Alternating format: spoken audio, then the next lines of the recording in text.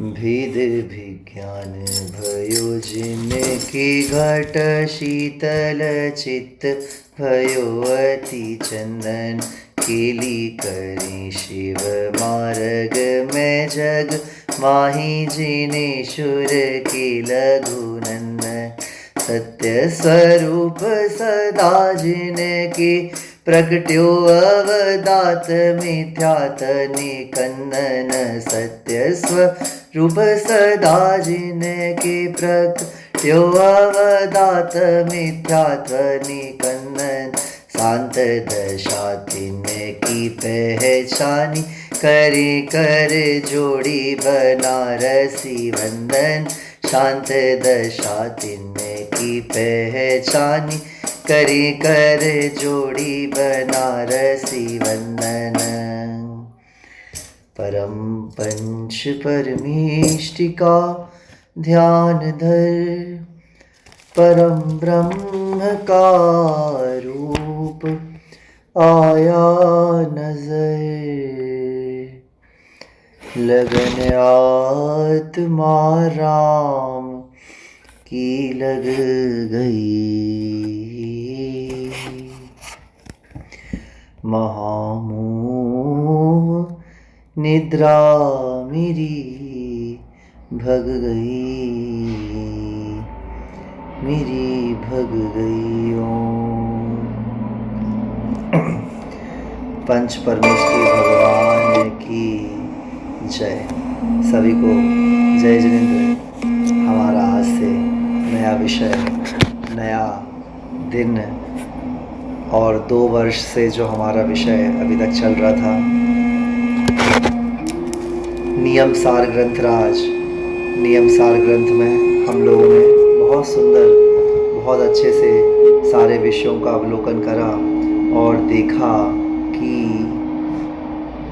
किस प्रकार से नियम सार में कुंद कुंद स्वामी आत्म स्वरूप का विवेचन कर रहे हैं, पर उसके साथ उन्होंने जो नियम जो लेना है कि नियम लेकर के, कौन सा नियम कि अब हम संसार में रुलने नहीं वाले हैं, ऐसा नियम उन्होंने दिलवाया और आत्म स्वरूप का ऐसा अलौकिक वैभव प्रकट करा।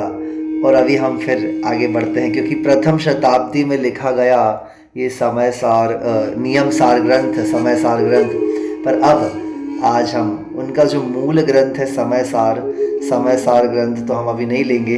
वैसी योग्यता तो पता नहीं कब आएगी, हम लेंगे उसके बाद कभी ना कभी, पर अभी हम ज़रूर समय सार ग्रंथ की जो वर्तमान नवीन टीका बनारसी दास जी पंडित साहब ने लिखी, हम उसको देखेंगे।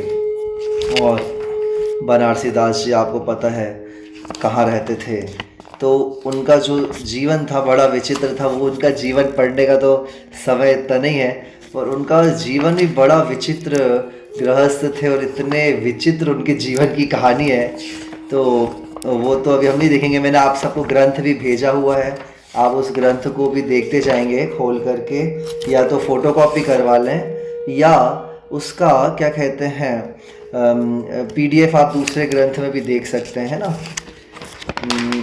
मैं उनके जीवन की स्टोरी बस निकाल रहा हूँ आपके पंडित बनारसी दास जी की, तो हाँ मिल गई। तो जैसे नारियल के व्यक्तित्व में अधिकांश स्वरूप नीरस व रूखा ही प्रतीत होता है, क्योंकि उसका तना अत्यंत कठिला होने से उस पर आरोहण करना अति दुष्कर हो जाता है। उसके फल भी बेहद जटिल आवरण और कठोर खोल चढ़ा होता है उसमें ऊपर, जिसके परिणाम स्वरूप उसको पाना तक बहुत कष्टप्रद और श्रम साध्य हो जाता है। इतने अपार कष्टों को सहने के बाद कहीं जाकर के नारियल मधु रिम सार प्राप्त होता है। नारियल कितना मुश्किल होता है, बाहर से कितना कठोर होता है, कितनी ऊपर लगा होता है। कोशिश करेंगे कि अपने कैमरों को एकदम शांत करके बैठे, क्योंकि दोपहर वाले हमारे स्वाध्याय के थोड़े रूल्स रेगुलेशन है, इसलिए हम उसको शेयर नहीं करते हैं किसी के साथ। दोपहर में थोड़ा हम गंभीरता से स्वाध्याय करते हैं, तो हम आप लोग से निवेदन करेंगे 30-35 मिनट आप लोग एकदम शांति से बैठ जाएंगे क्योंकि हम इस वाले स्वाध्याय में 10-12 ही लोग रहते हैं, 8-10, पर अभी तो 24-25 लोग दिख रहे हैं। मैंने शेयर करा है और वे सब गायब भी हो जाते धीरे धीरे, क्योंकि ये जो ग्रंथ है ये एक जटिलता और एक बड़े आध्यात्म का बड़ा इसमें जोर देना पड़ता है, थोड़ा टाइम लगता है। और हमारे जो रेगुलर स्वाध्याय है, जो दोपहर में कंटिन्यू अभी 4 साल से ये जो स्वाध्याय करते हैं, तो ये जिनको मैं पॉइंट कर रहा हूँ वो सब रेगुलर वाले हैं, और ये सब कैमरा ऑन करके बैठते हैं, शांति से सुनते हैं। और इसमें बहुत आध्यात्म, हर जो हम ग्रंथ दोपहर में लेते हैं उसमें आध्यात्म का ही मुख्यता से वर्णन करा जाता है। इसलिए आप लोग ऐसा नहीं सोचना कि शाम को तो प्रथमानुयोग का इतना सरल विषय चलता है और दोपहर में इतना कठिन। तो कठिन और सरल कुछ नहीं होता है, चारों अनुयोग शास्त्र के ही हैं, भगवान की वाणी से निकले हुए चारों अनुयोग। ये जो ग्रंथ हम लेते हैं वो द्रव्यानुयोग की दृष्टि से हम लेते हैं, भेद विज्ञान परक दृष्टि से। और शाम को प्रथमानुयोग की दृष्टि से सरल भाषा रहती है, क्योंकि सबको निद्रा भी आती रहती है, रात्रि का समय रहता है, इसलिए सरल भाषा का लेते हैं। और दोपहर में आप लोग सब रिचार्ज होते होंगे, दोपहर में लोग सोते हैं, आपको पता है। तो वो वाला जो सेंटेंस है, पूछा का हो अर्ध निशा का सन्नाटा, वन में वनचारी चरते हो, वो यहाँ पे अप्लाई कर सकते हैं। दोपहर में भी सब सोते हैं, पर उस समय हम लोग यहाँ पे कुछ विशेष द्रव्यानुयोग के विषय को जानेंगे, देखेंगे कि आप लोग जो रेगुलर सुनते हैं उनको तो अच्छा ही है, उनको तो सब कुछ पता ही है कि दोपहर में हमारा एक अलग ही एक मूड रहता है, एक अलग ही अनुभव हम उसको करने की कोशिश करते हैं ग्रंथों के अंदर का। पर लक्ष्य हमेशा याद रखिए, चाहे कोई भी अनुयोग पढ़ें, कुछ भी हम पढ़ रहे हो, अंदर में मैं कौन हूँ ऐसा जानने की जिज्ञासा जीव के अंदर होनी चाहिए। बस अगर आप लोग को ये जिज्ञासा नहीं है कि मैं कौन हूँ, मेरा स्वरूप क्या है, तो फिर कोई भी ग्रंथ पढ़ने से कोई मतलब रहता नहीं है। समझ रहे हैं आप? तो नाटक समय सार है ये। अभी आगरा में ताजमहल जो है, ताजमहल के पीछे एक मंदिर है, ताजगंज का मंदिर। ताजगंज में बनारसी दास जी जाते थे और वहाँ ही उस मंदिर में ही उन्होंने ये ग्रंथ का लेखन करा है। माता जी भी, अभी पूर्णमती माता जी वहाँ थे, विहार कर रहे थे, बहुत सुंदर है। तो कहते हैं जैसे नारियल जो होता है बाहर से बहुत कठोर होता है, पर भीतर से उसको श्रम से प्राप्त करने के बाद अंदर कैसा रहता है नारियल। नारियल में कोई मिलावट कर सकता है क्या? आज सब चीज़ों में मिलावट आती है, पर क्या नारियल में कोई मिलावट कर सकता है? नारियल में कोई मिलावट नहीं कर सकता। अर्थात नारियल जो है वो ऐसी वस्तु है जो प्राप्त होती है बड़ी मुश्किल से, ऊपर चढ़ना पड़ता है, बहुत बड़ा कठोर होता है, उसको छीलना पड़ता है। आप लोग को आवाज़ आ रही कि नहीं आ रही है? आवाज़ आ रही है ना?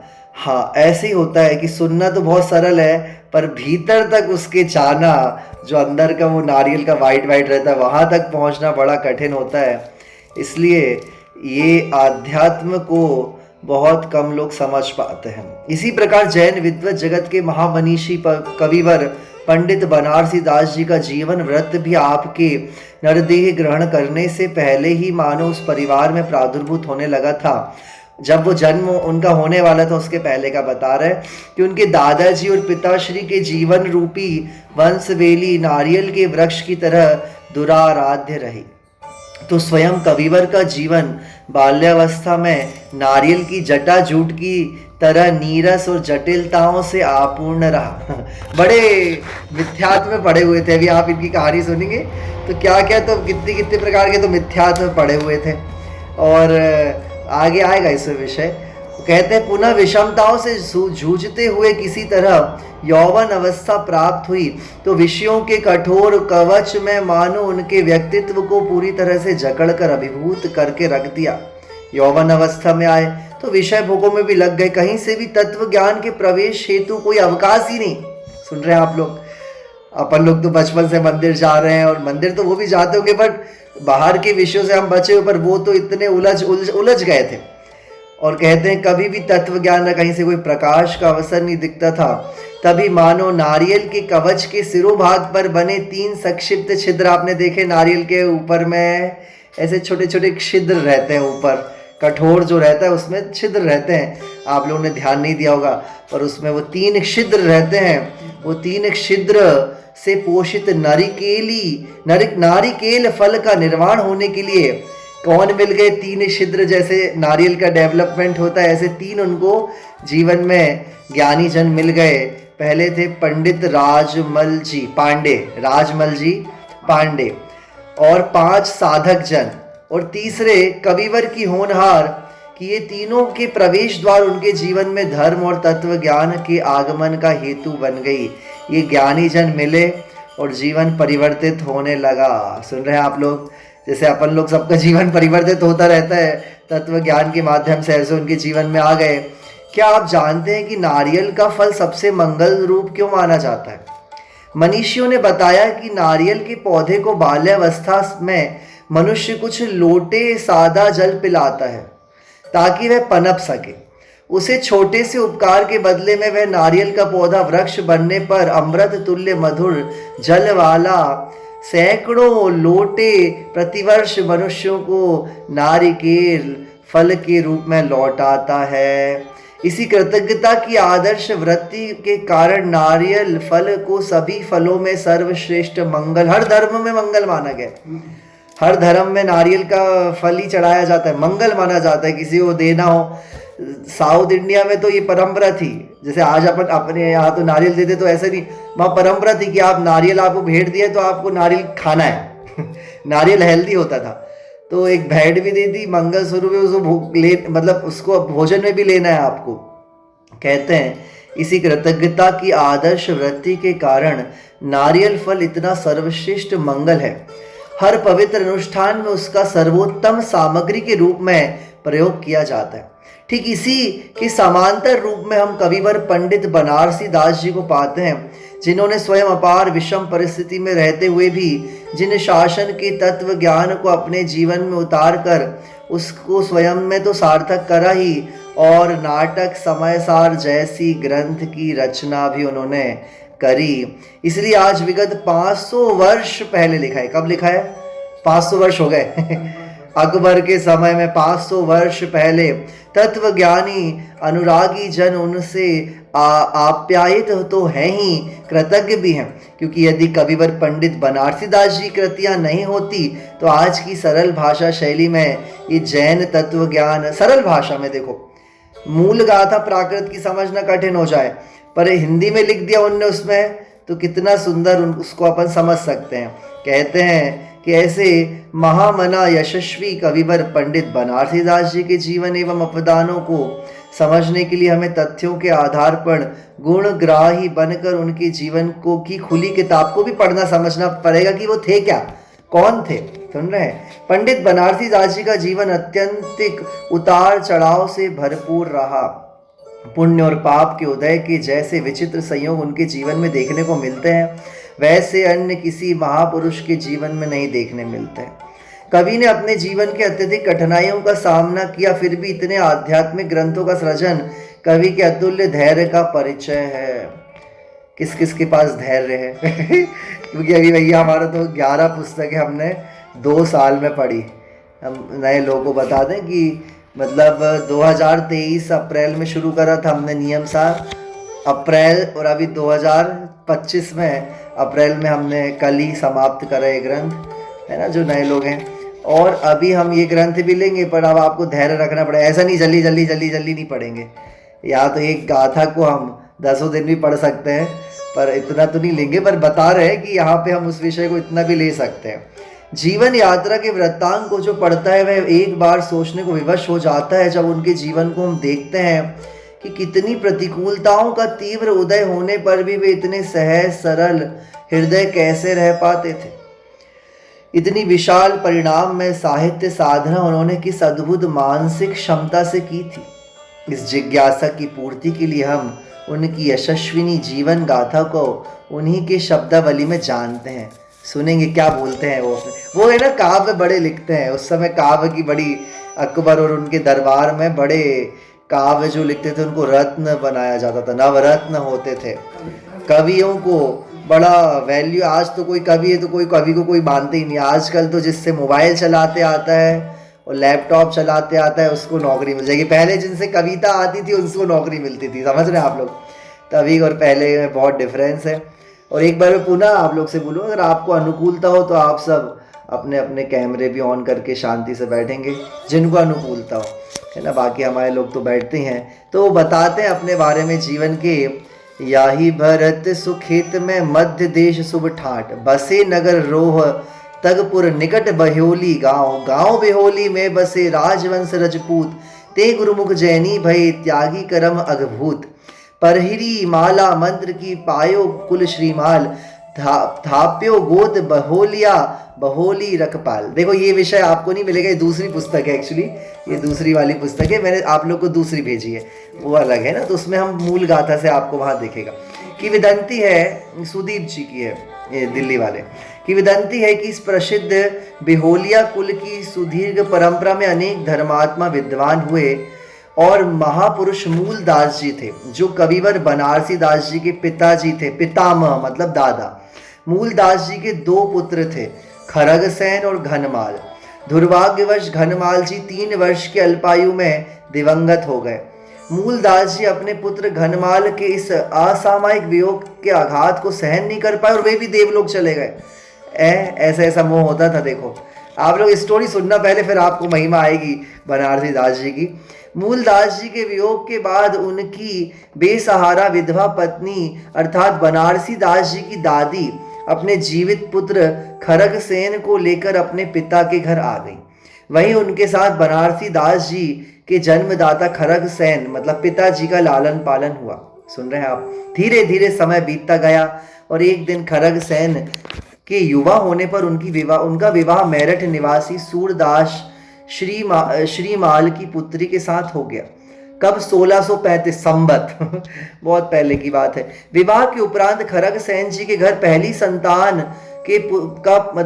संतान में पुत्र का जन्म हुआ। घर में खुशियां छा गईं, लेकिन मात्र 10 दिन की अल्पायु में ही उस पुत्र का देहांत हो गया, जिसके परिणाम स्वरूप पुत्र जन्म की सारी खुशियां विलीन हो गईं। परिवार में दुख के बादल छा गए। इसके बाद कुछ समय तक वंश वृद्धि की कामना पूरी न हो सकी और ऐसा समय था जब विवाह के उपरांत यदि संतान और वह भी विशेषतः पुत्र न हो जाए तो अनेक तरह के लोकोपवाद होते थे। ऐसी उस समय की परंपराएं थी पुरानी। लोग दोष देते थे, लोग एक दूसरे को बोलते थे। कहते हैं यह एक विकट मनोवैज्ञानिक संकट आ गया, जिससे बनारसी दास जी के पिता खरगसेन जी भी अछूते नहीं थे। उस समय भारतीय जनमानस में अनेक तरह के अंधविश्वास व्याप्त थे, जिसमें रागी, शूद्र, कल्पित देवयंतर आदि देवी देवताओं की पूजा का भी ऐसा विधान था कि भैया उनसे मनोकामना मांगो। अरे बहुत मनोकामना की पूर्ति के लिए अलग अलग देवी देवताओं के पास अनुष्ठान करेगा। किसको प्राप्त करने? जिनने समय सार नाटक लिखा उनके लिए बताओ। ऐसी मनोकामना लेकर के 1637 में खरगसेन जी ने पुत्र प्राप्ति की इच्छा से सती की यात्रा क्या होती थी पता नहीं है, पर सती की यात्रा करी ताकि उनको मनौती करके अपने घर में कुल दीपक प्राप्त हो पाए। पर दुर्भाग्यवश इस निमित्त जाते समय रास्ते में वे चोरों के हाथ अपना सब धन लुट गया। ऐसे थोड़ी ट्रेन में जाते थे पहले, ट्रेन में गाड़ी कुछ नहीं, बैलगाड़ी से जाते थे, पैदल चलते थे और जंगल में रुकते थे तंबू बांध के। डाकू आ गए तो बस सब गया, कुछ नहीं बचा, लुट गए बेचारे पिताजी। कभी बनारसी दास जी कहते हैं अर्ध कथानक में, उनने खुद की एक स्टोरी लिखी अर्ध कथानक, उसमें कहते हैं गए हुए मांगत को पूत, हऊ फल दीनो सती अहूत, तऊ ना समझे मिथ्या बात, फिर मानी कनहूनी की बात, प्रकट रूप देखे सब सोग, तऊ ना समझे मूर्ख लोग। क्या बोलते हैं? आप लोग को भाषा समझ में नहीं आ रही होगी, कोई बिहार का है क्या यहाँ पे बिहार और यूपी वाले समझ जाएंगे। तो कहते हैं कि देखो भैया, जो विवाहित स्त्री अपने पति के दिवंगत होने पर तात्कालिक सामाजिक पारिवारिक परिस्थितियों के कारण पति की मृतदेह के साथ ही जलती चिता में अपनी आहुति देकर सजीव आत्महत्या कर लेती थी। उस समय सुन रहे हैं आप, सती प्रथा चलती थी। अभी तक भी प्रमाण मिले हैं, 1910-1950 तक भी प्रमाण मिलते हैं। उसे भारतीय जनमानस सती कहकर महिमा मंडन करता था। सती यह कुप्रथा बाद में मिटी। कुछ जन सुधारक लोगों ने उसको अपार संघर्षों के बाद मिटाया। यह सती की चिता स्थल, आत्मदाह स्थल को लोग सती की चौतरा कहते थे, सती का चौतरा। और वहाँ पर उसका दर्शन करने जाते थे। सुन रहे हैं आप, मेला लगता था। कितना अंधविश्वास है। आज तो इतना इंडिया, भारत में, विश्व में कितनी आपको विचारों की स्वतंत्रता है। कहते हैं तात्पर्य है कि मनुष्य के परिणाम कितने विचित्र होते हैं कि दुखदायक निराशाजनक फल देख लेने पर भी इनका लोभी मन नहीं मानता है। सुन रहे हैं आप, है दान चिंतामणि भी आया था, वो उसका है ना प्रवेश करने का। ऐसा हो जाता है। इतनी दुर्दशा होने पर भी पुत्र लाभ की अदम्य आकांक्षा ने खरग सेन जी को इस मिथ्या मान्यता के वशीभूत बनाए रखा और संवत 1943 में पुनः पुत्र लाभ की आकांक्षा से खरग सेन ने सती की यात्रा करी फिर से।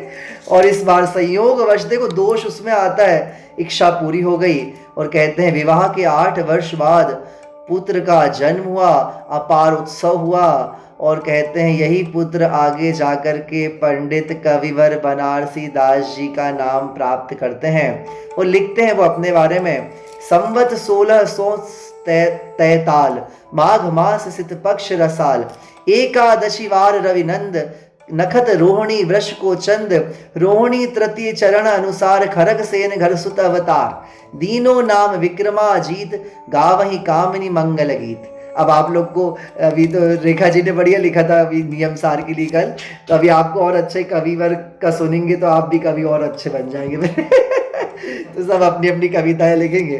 तो कहते हैं कविवर बनारसी दास जी का जन्म विक्रम संवत 1643 में माघ मास के शुक्ल पक्ष की एकादशी तिथि को रविवार को के दिन, जब रोहिणी नक्षत्र का तृतीय चरण चल, इतना तक पता रहता था तृतीय चरण। आजकल तो मम्मियों को याद होगा कि नहीं, 7 बजे हो गए थे, 5 बजे, भैया अब टाइम नहीं इतना याद रहता। पहले तो इस नक्षत्र में हुआ, चंद्रमा वृष राशि में विचरण कर रहा था, अरे बाप रे, तब हुआ, इसलिए उनका नाम क्या रखा गया, विक्रमाजीत। बनारसी दास नाम कैसे पड़ा, तो बालक विक्रमाजीत 6-7 महीने के हुए थे तब खड़ग सेन जी परिवार सहित पारसनाथ भगवान की भूमि कौन सी, बनारस, काशी में गए वंदना करने। वहां पे बनारस गए, वहां पर उन्हें जन्मभूमि के जिन मंदिर जी में बड़ी भक्ति भाव से पूजा करी। वो बालक को प्रभु के चरणों में रखकर की दीर्घायु होने की प्रार्थना करी। चिरजीवी कीजिए यह बाल तुम शरणागत के रखपाल, इस बालक पर कीजिए दया, अब यह दास तुम्हारा भया। ऐसा पिताजी ने बोल करके उनको भगवान के चरणों में रख दिया। उस समय वहां मंदिर का पुजारी खड़ा था, उसने इनके भोलेपन को जानकर महत्ता सिद्ध करना चाहिए। वह बनावटी ध्यान लगाकर बोला, कौन बोला, पुजारी बोलता है कि भगवान पार्श्वनाथ के यक्ष ने मुझे संकेत किया है कि यह बालक तो दीर्घायु होगा, लेकिन इसके लिए तुम्हें इस बालक का नाम श्री पार्श्वनाथ भूमि की जन्मभूमि बनारस रख लो। समझ रहे हैं, जो प्रभु पार्श्व जन्म को गाँव, सो दीजो बालक को नाव, तो बालक चिरजीवी होए, यह कही लोग भयो सुर सोए। देखो कितना मिथ्यात्व था, नाम बदलने से क्या चिरायु हो जाएगा क्या, ऐसी बातें कर रहे हैं। कुटिल मती पुजारी की इस मायामयी बात को सही मानकर पिता श्री खरग सेन ने अपने पुत्र को दीर्घायु होने की अभिलाषा से उसका नाम क्या रख दिया, बनारसी दास जी रख दिया। धीरे धीरे दूज के चंद्रमा की तरह बालक बढ़ने लगा, लेकिन पूर्व कर्मोदय वश 5 साल की अल्पायु में बनारसी दास जी को संग्रहणी नामक बीमारी हो गई। ये क्या होती थी, 1 वर्ष तक भारी वेदना सहकर ठीक हुए ही थे कि शीतला मतलब चिकन पॉक्स, चेचक, टीवी है ना, पहले टीवी हो गई, फिर चेचक हो गए, चिकन पॉक्स हो गए। 1 साल तक, बाप रे, 1 साल तक, आज तो जल्दी ठीक हो जाती, 1 साल तक वेदना रही। इस प्रकार 2 वर्ष तक तो भयंकर वेदना से व्यतीत करे। इन परिस्थितियों में पिता श्री खरग सेन जी को कई बार बालक बनारसी दास जी के जीवन का भारी संकट लगा, किंतु आयु कर्म शेष होने से प्राणांत वेदनाएं सहकर भी बालक जीवित रहा। देखो पहले कैसी उपचार भी नहीं होते थे, ऐसी विपरीत परिस्थितियों में रहते थे, उपचार भी नहीं होता था, कुछ नहीं मिलता था, कैसे रहे। भयंकर बीमारी से जर्जर होने के बाद बाद भी बालक बनारसी दास जी को विद्या अध्ययन के लिए गुरु के आश्रम में भेजा गया। देखो, बनारसी दास जी की बौद्धिक क्षमता अत्यधिक होने से अल्प समय में सारा ज्ञान प्राप्त कर लिया। और लिखते हैं, स्वयं कवि लिख रहे हैं, 8 वर्ष को हुओ बालक विद्या पठन गयो चट साल। गुरु पांडे से विद्या सीखे, अक्सर वाचे लेख लिखे। बरस एक लो विद्या पढ़ी, दिन दिन अधिक अधिक मति बढ़ी। विद्या पढ़ी हुओ व्युत्पन्न, संवत 1652। सुन रहे हैं, अभी भी शिक्षा अर्जन करते हुए 1 साल ही बीता था कि 9 वर्ष की अल्पायु में बनारसी दास जी की सगाई हो गई। अरे, बाल विवाह उस समय हो जाता था 9 वर्ष में। बताओ, इतने तो बीमार रहे, बड़ी मुश्किल से तो आए, वो इतने बीमार रहे और शादी हो गई। ले, शिक्षा अर्जन हुआ। आज तो भैया अच्छा पैकेज ना हो तो शादी ना हो। 2 वर्ष बाद संवत 1654 में विवाह हो गया। विवाह के बाद पारिवारिक जिम्मेदारी आ गई। ले, अभी हमारे यहाँ के 14-15 साल के बच्चे तो अभी अंगूठे ही खाते, मिट्टी खाते रहते हैं। और ये देखो 15-16 साल की और जिम्मेदारी आ गई घर की। कहते हैं भैया, फिर भी 14 वर्ष की उम्र तक कवि ने अनेकार्थ, नाममाला, ज्योतिष शास्त्र, अलंकार आदि शास्त्रों का अध्ययन कर लिया। देखो, 15 साल की उम्र में, 14 साल की उम्र में। और फिर आगे चलकर आध्यात्म के प्रखर पंडित भानुचंद्र जी से भी विविध शास्त्र पढ़े। जब कवि ने युवावस्था में प्रवेश किया तब उस समय देश में मुसलमानों का शासन चल रहा था। अनेक अत्याचारों से परेशान देशवासी अपने बेटे बेटियों की शादी छोटी उम्र में कर देते थे, है ना। उस समय संकट था। बनारसी दास जी का विवाह भी 1654 में 11 वर्ष में खैराबाद की निवासी कल्याणमल जी की बेटी से हो गया। बड़ी धूमधाम से विवाह हुआ। पुत्र वधू घर आई। सुन रहे हैं, वो कर्मों की विचित्रता देखिए कि उसी दिन खरक सेन की बेटी का जन्म हुआ और बनारसी दास जी की नानी का देहांत हो गया। क्या क्या एकदम संयोग मिलते थे। हाँ है, हाँ क्या, हाँ लिखेंगे वो। देखो, अभी देखो, सुनो, आप पूरा लिखेंगे बनारसी दास जी अपने जीवन का कि विवाह हुआ, उसी दिन बेटी का जन्म हुआ और उसी दिन नानी जी का देहांत हो गया। इसी उस समय सुख में रहे कि दुख में रहे, वर्णन करते हैं कवि। कहते हैं, नानी मरण, सुता जन्म, पुत्र वधु आगौन, तीनों कारज एक दिन, भय एक ही भौन। यह संसार विडंबना, देख प्रकट दुख भेद खेद, चतुर चित्त त्यागी भय, मूड न जाने भेद। कहते हैं, विवाह के पश्चात जिम्मेदारी के चलते पढ़ाई तो लगभग खत्म ही हो गई। अब क्या करें बताओ, घर में इतनी सारी समस्या आ गई, कहाँ से पढ़ाई करेंगे। और आज तो हमारे पास सब कुछ है तो भी पढ़ाई करने में बड़ा क्या होता है प्रमाद आता है, ऐसा लगता है टाइम नहीं है। पर आप देखेंगे तो सब सुविधाएं, सब समय निकल जाता है। आर्थिक विपन्नता के कारण परिवार सहित इधर उधर भटकते रहे। इस बीच बनारसी दास जी ने कोहड़ियाँ खरीदने बेचने का छोटा सा काम किया। इस समय तक बनारसी दास जी 14 वर्ष के हो गए थे। 14 वर्ष के थे, सोचो आप, 14 वर्ष में इतना पढ़ भी लिया, शादी भी हो गई, व्यापार भी शुरू कर दिया। इकलौते पुत्र होने के कारण भैया माता पिता के बड़े लाडले थे, बड़े प्रिय थे। और कहते हैं, जैसा कि युवावस्था कामांध के लिए प्रसिद्ध है, कविवर बनारसी दास जी भी उससे अछूते नहीं रहे। कुल की प्रतिष्ठा, धन संपत्ति, आत्मसम्मान कामांध पुरुष के लिए मायने नहीं रखता है। इस समय शास्त्र ज्ञान, माता पिता, गुरुजनों की सीख निरर्थक सिद्ध हो जाती है। बनारसी दास जी भी उस समय कामांध हो गए, पढ़ाई लिखाई छोड़ करके व्यसनों में लग गए, नशा छा गया उनको तो। और खुद लिखते हैं, तज कुल कान लोक की लाज, भय बनारसी आशिक बाज हो गए। खुद ही लिख रहे हैं अपने बारे में। देखो आप, कितना दम चाहिए स्वयं की भी निंदा गरा करने के लिए। देखो, हाँ है, हाँ अभी देखो, माता पिता के से छिपकर घर से मणि रत्न रुपए चुराकर विषय भोगों पर खर्च करने लगे, उनकी आदत बन गई। यह सिलसिला इतना लंबा चला कि इस बीच कवि ने नवरस रूपी श्रृंगार वासना परक लगभग सुनेंगे 1000 दोहे, कितने 1000 दोहे चौपाइयों से युक्त एक पद्यमय काव्य रचना लिख दी। इतना उनको श्रृंगार का रस चढ़ गया। देखो, अलंकारों का विचार करिए। इसमें यद्यपि सभी रस थे, परंतु आशिकी और संभोग प्रधान कविताओं की अधिकता थी। कहा जाता है कि यदि आज यह कृति उपलब्ध होती तो श्रृंगार जगत की में सर्वश्रेष्ठ रचना होती। सुन रहे हैं आप लोग, उसमें कई फिल्में बन जाती हैं अभी। तदपि बनारसी दास जी बहुत विवेकी थे, समय समय पर अपनी इस कामुक प्रवृत्ति की निंदा भी करते। छूटने का प्रयास भी करते, चारित्र मोहिनी कर्म का ऐसा प्रबल उदय था कि उसके सामने कोई पुरुषार्थ सारे पुरुषार्थ हार जाते हैं। पोथी एक बनाई नहीं, मित हजार दोहा चौपाई, तावे नवरस रचना लिखी, पे विशेष वर्णन आसिखी। ऐसे कुकवि बनारसी भय, मिथ्या ग्रंथ बनाए नए, के पढ़ना के आसिकी, मगन दुहु रस माही, खान पान की सुध नहीं, रोजगार कछु नाही। और ऐसा चलता रहा। और आगे की कहानी अपन कल सुनेंगे। अभी अपन को कहानी तो पढ़ना नहीं है, हमको तो समय सार पढ़ना है, पर उनका जीवन भी हम देखेंगे कि कैसी परिस्थिति में उन्होंने लिखा। आगे का विषय कल समय पता चलता नहीं है। और मंगलाचरण हम आज से चेंज करेंगे और हम मंगलाचरण दूसरा पढ़ेंगे। अब विषयों में नाही रमेंगे, चिदानंद पान करेंगे, चहु गतियों में नाही रुलेंगे, चिदानंद धाम रहेंगे। मैं नहीं पर का पर नहीं मेरा, मैं नहीं पर का पर नहीं मेरा, चेतन भाव में मेरा बसेरा, चेतन भाव में मेरा बसेरा।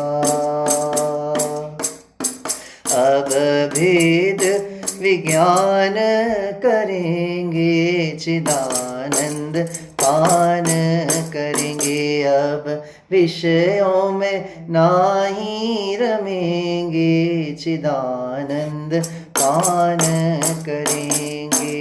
विषयों का रस विष का है प्याला, विषयों का रस विष का है प्याला, चेतन का आनंद निराला, चेतन का आनंद निराला। अब ज्ञान में ज्ञान लखेंगे, चिदानंद पान करेंगे। अब विषयों में नाही रमेंगे, चिदानंद पान करेंगे। ओम।